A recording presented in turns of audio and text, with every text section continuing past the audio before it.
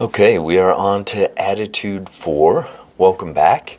If you haven't checked out the previous videos, we've talked about non-judgment, acceptance, patience, and now we're going to dig in a little bit to trust.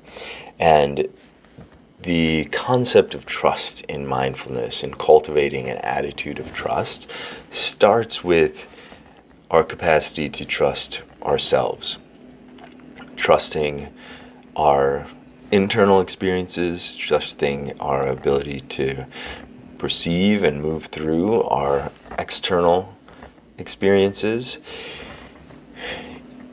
It can be easy to second guess ourselves, to judge ourselves, to doubt ourselves, to worry that we are somehow thinking incorrectly or doing things incorrectly.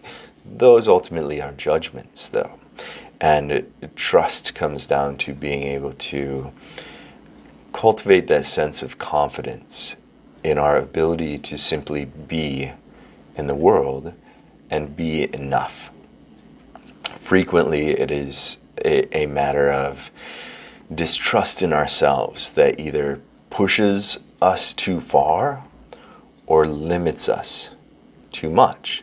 So you'll see a lack of trust show up as a overexertion, as people stretching too thin because they don't trust that being themselves is enough. We also see people shrink into doing as little as possible because they don't trust themselves to be able to navigate through and at the most extreme level to survive. In a much more pervasive perspective, it is about that ability to be successful socially or be perceived a particular way, or to be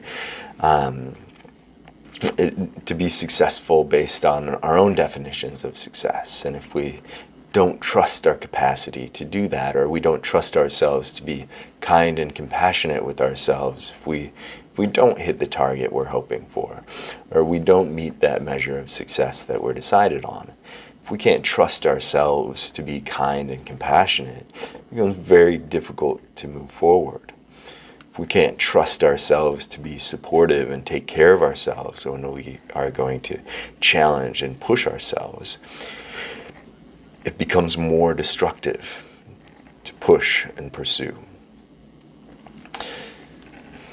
Cultivating trust requires us to notice when we are feeling that mistrust, when we don't feel confident in our ability to be kind and supportive in the face of pain, or kind and supportive in the face of challenge.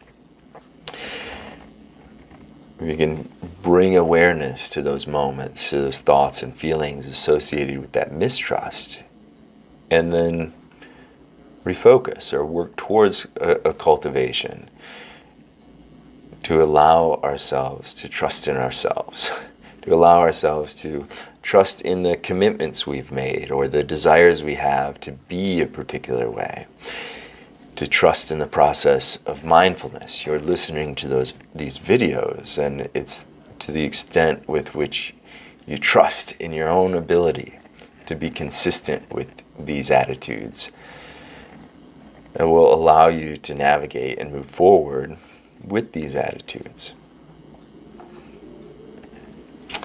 It becomes a lot more complicated the more people that get involved in this idea of trust, or to trust others, or to get them to trust you, to build that trust in a relationship.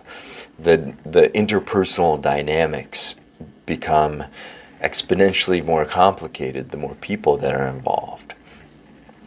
The beginning of this practice, exercise that patience and allow yourself to really cultivate and strengthen the trust you have in you. Thanks for listening, and I'll see you next time.